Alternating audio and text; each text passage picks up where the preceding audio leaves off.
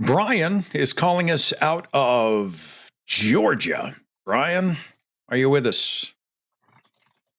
Yes. Welcome. You're on with Matt and Seth. What's happening? Hey, so I grew up Jewish, lasted about 10 years. And then, after 4 years of being atheist or agnostic, I know you define things a little differently. Just married into a Christian family and actually exploring Christianity. And I actually think I have, first of all, I'd like to challenge your epistemology, but I actually think I can come up with a good, reasonable explanation for theism. Christianity or Judaism is a little harder than that, but I still think it's possible. So my biggest issue is it sounds like so science is built on a mountain of assumptions, right? Let me give you an example. Dark matter, dark energy. Hey, Brian, you've heard the whole something. Yeah, go ahead. Science is not my epistemology. Mm-hmm. I mean, okay. Science is inferences and inductive reasoning that is built on other things that we know and understand. And science is rooted in the best epistemological groundings, but science isn't my epistemology. So I just wanted to make sure that when you said you were going to challenge my epistemology and you start going to science says stuff and it's based on other stuff and it's about dark matter, none of that is relevant to my epistemology, not even in the slightest. Okay, but we're all seeking truth. And I would say I've heard you invoke, burden of proof, for example. Yes. While resting, for example, in the 1900s, I could subscribe to the miasma theory and the humors and so forth. And you would introduce something that, something very reasonable in modern science, and I'd say, okay, well, the burden of proof is on you. And if you didn't have the tools, no, that's not how you would works. admit that it's not. No. Hang on. I had to look this up. The miasma theory, a discredited medical theory that proposed diseases like cholera, Black Death, etc., were caused by bad air emanating from rotting organic matter. I just needed a primer on that. Go ahead. That's where we get the word malaria. Thank you. Thank you for that. But if you hopped into a time machine and talked to all the scientists in the world at that time and didn't have the electron microscope and other things, Brian, how could you prove it? Brian, I don't have a time machine, nor is it my position that the scientists were always right. Science isn't my epistemology. Would you please get to the justification for theism and stop engaging in, oh, but back then they used to believe this and now we know it's wrong. Yes, you know how we know it's wrong? We know it's wrong because of good epistemologically founded science. It's not like religions have ever disproved anything or proven anything. They are not a path to truth. They are not an epistemology. They are an absurd abuse of good epistemology. So let's stop with the time machines and what science got wrong and show why you're right. Okay. So first of all, it's the current state of science. Would you agree it seems absurd in its explanatory power? For example, visualizing light as particles, which we know is not true, and explaining the origins of the Big Bang. No, Brian, and I'm not going to answer one more simple question from you that avoids you. You want to hear the argument that avoids you doing what I just fucking asked you to do, which is stop talking about it. Let's imagine for a second that there are no scientific findings at all that you find objectionable or problematic because they're all fucking irrelevant, just like it's irrelevant what I think. I need you to say, here's what my position is. Here's why I think it's right. And here's why you guys should agree with me. Can you do that or not? Okay. Yes. All right. So cool. So the fine tuning argument, would you agree that some estimates have been the chances of this occurring are, 10 to 100th point power, right? Do you agree with that? I mean, all the fine tunings, the anthropic arguments and so forth. gravity, the specificity of strong force gravity, lambda, all that stuff. So Brian, I find this incredibly annoying, and I'd like to explain why, and then I'm going to stop. Okay. Okay. Sure. You just asked me if I accept all of the improbability claims surrounding fine tuning in the anthropic principle, and my answer was no. In order to save time, because the problem here, which I've seen over and over again for the 20 plus years I've been doing this, is that no matter how improbable it is for it to occur naturally, you cannot demonstrate that it's more probable that the explanation is that a God did it. So the findings of science and the math of how unlikely this is all completely irrelevant to whether or not you have a warranted belief in a God. So for the last time, will you tell me what your position is, why you think it's reasonable, and why we should agree with you or not? Okay. I think so. There's something, yes. I think let me paint an analogy. This is the inverse gambler's fallacy, right? So if someone rolls 1,000,000 sixes on 1,000,000 dice, right? You can't assume that this is natural causes that had, 100 different events, right? They were rolling the dice 1,000,000,000 times and came out with sixes.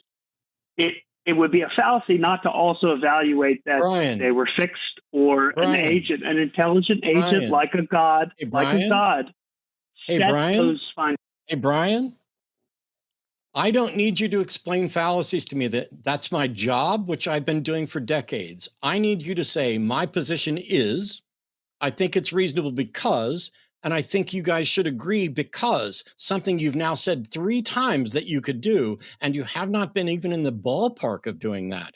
I don't need you to explain fallacies to me. I need you to state your position and why it's reasonable. This is your last chance with me. Seth can keep trying this with you till the end of time. But I have now asked and had you claim on multiple occasions that you're willing and able to do this, and you have not. There are other callers on hold. There are other people who would like to have a shot at doing this. Please do so. Tell me what you believe, why you believe it, and why you think we should. Let me know. Maybe I'm hearing it a little differently, and help me sort of laser focus this, Matt. Because what I'm hearing is essentially the argument from complexity. I'm hearing the 747 in a junkyard argument. The fact that things are so wildly complex and improbable means there must be a higher power, which still is not a theistic argument. It's certainly not a Christian-centric argument.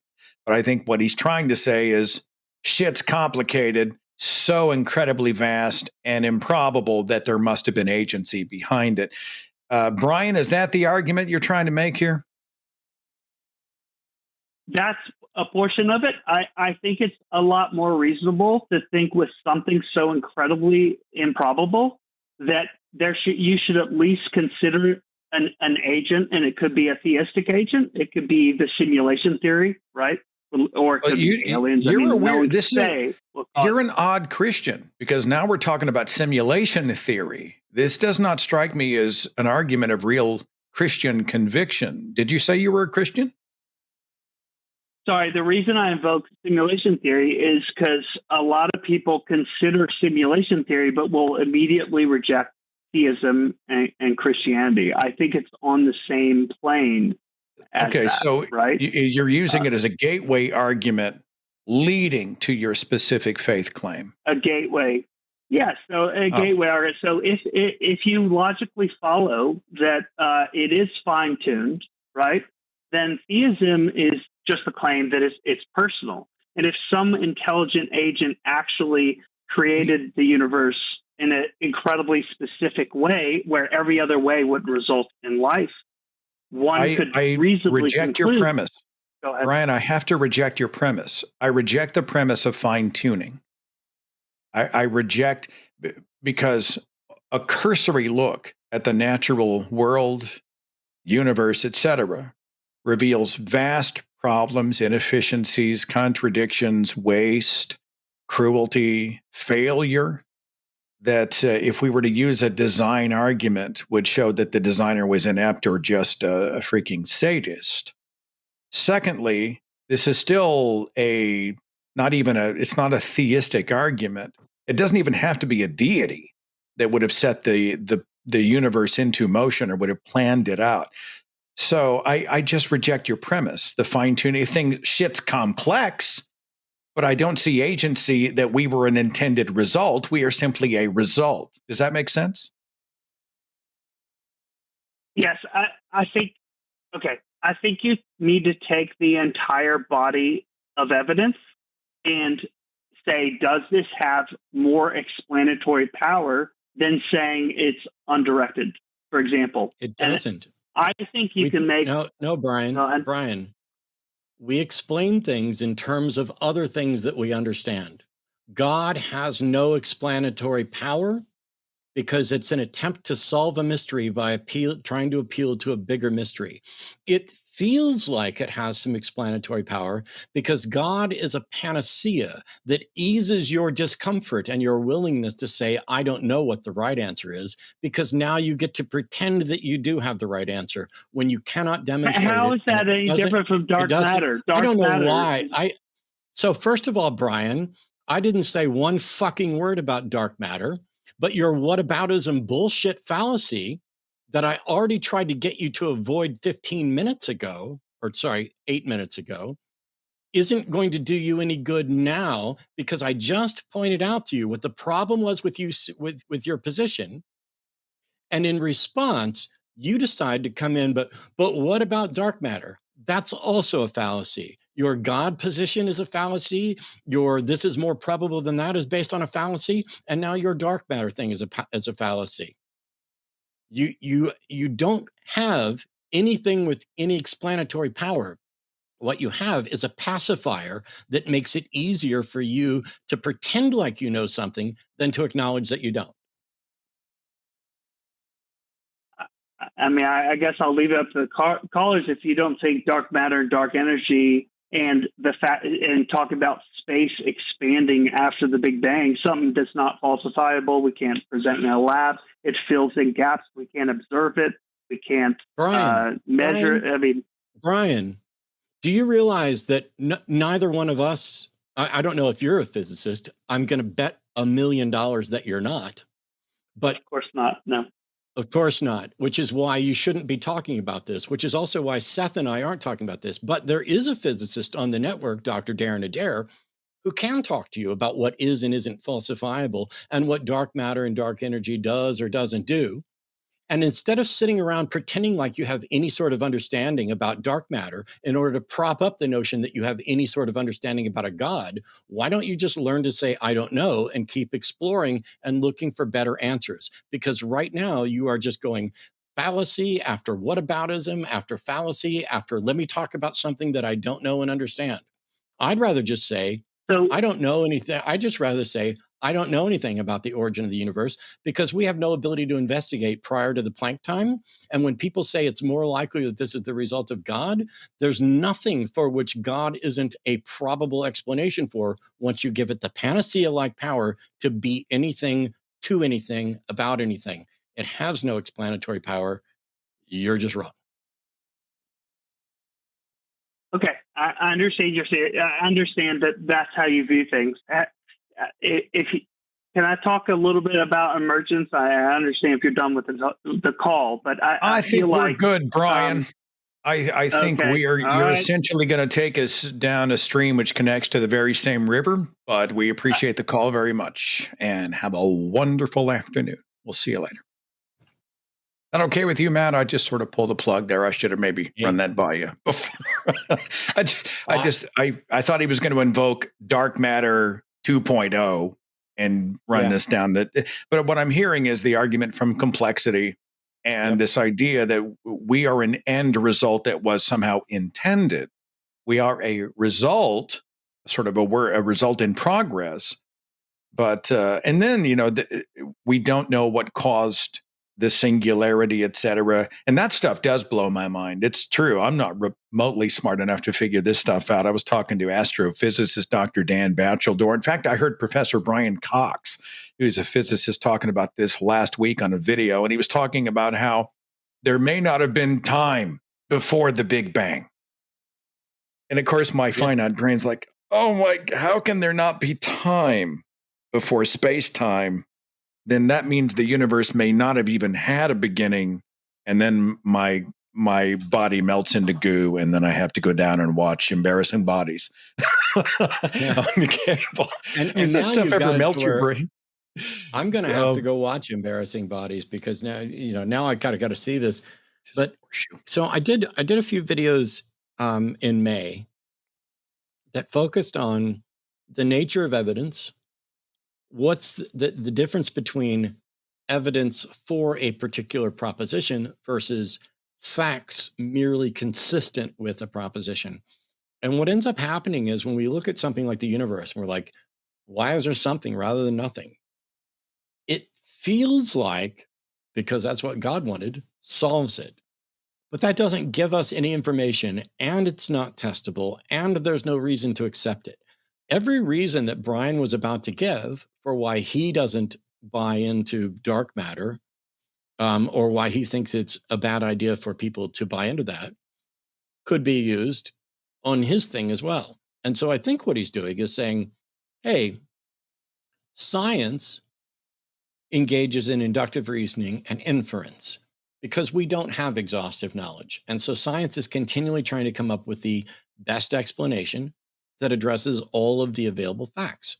And there, if that's what Brian was saying, then that's correct, because science doesn't make proclamations of truth. It creates models based on testable claims.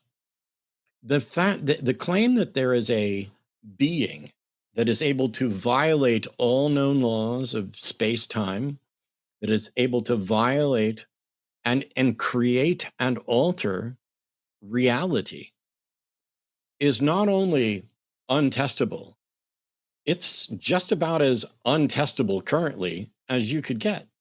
It is the stuff that comic books are made of. We're getting ready to see Fantastic Four here next month, which is going to be about the birth of Franklin Richards, who in the Marvel comic books is in the upper echelon of power curve reality benders like Wanda and others. And you've got Galactus coming in to, is he eating planets? Is he eating universes? We don't know in the MCU, because they're going to throw things on their head. But you cannot possibly have a proper understanding of a particular power level of something that might be godlike. All you can do is say, this is beyond my comprehension. It's why Arthur C. Clarke says that any sufficiently advanced technology is indistinguishable from magic. People get mad when I'm in a debate and they're like, what evidence would you accept for God? And I'm like, I don't know, but that's not my problem. The problem is, you're accepting evidence, and I can explain to you why I don't accept that evidence and why you shouldn't. Your evidence is demonstrably insufficient. That's a completely separate issue from whether or not I can tell you what would be sufficient. But you know who could? God. God could not only tell you exactly what evidence should be sufficient. The God of classical theism, unlike the bong rip God, should be able to demonstrate that same evidence in such a way that not only is his belief in his existence warranted, it's undeniable. And instead of doing that, he leaves people, his most devout, sincere believers, floundering on earth with limited understanding and a constant parade of fallacies and whataboutism in an attempt to defend him, which means either that God doesn't exist or that God doesn't care if we know it exists. Either way, it's not my problem. Did I hear that Pedro Pascal is in Fantastic Four? Is that another superhero franchise that he's? So he's in everything. My wife is shameless about Pedro, like Narcos, The Mandalorian, The Last of Us. She's just shameless. Yep. She literally is just. I'm like, I'm right here, honey. I'm sitting right next to you. No mortal man apparently can compete with Pedro Pascal. She shared this meme with some ladies on her tennis team that said, if your gal is watching Narcos, The Mandalorian, and The Last of Us, she's not your gal, she's Pedro's gal. So apparently I'm married to Pedro's gal. So she's got a world. We're just all living in it. We are. boys in his world. I'm going to come back, and I've got 3 calls on the switchboard. I promise I will get to Jesse first because, oh, looky, it's Watcher 215, who was called a squillion times this year, but we'll get to that. I want to go back to science is changing its mind. So how can we trust science, which is what I received from the statement earlier. About 100 years ago, science thought this, and now science has had to change, and science has updated and adjusted. I call this a feature, not a bug. I think you referenced that it was the scientific method or science itself that helped to correct and improve the findings and bring us into better ideas. Did you want to speak about how science is always changing, therefore science is no better than religion, which is a common apologetic? Oh. Well, or we can just skip it. I kind of did a minute ago, because it's not that science is changing. The findings of humans change as our understanding gets better. And it is that improvement in understanding that we credit science with, the scientific methods. So, like I said, science isn't making proclamations about truth, but in the entire history of the world, the only thing that has corrected the findings of science to make them better and more accurate is more science. Religions don't do that and can't do that.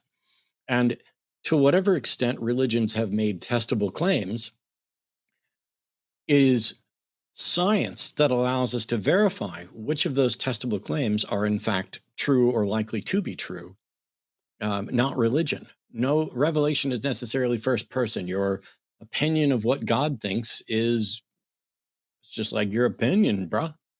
But well, I think one of the resistances I give is people like to speak about scientists as they're all like a single-headed beast. And I was in the faith. Well, the scientists want to kill God, and the scientists are evolutionists, and the science worship science, etc. And I forgot who it was I was interviewing years and years ago. And they said, scientists actually get famous not by proving each other right, but by proving someone else wrong. Like, right.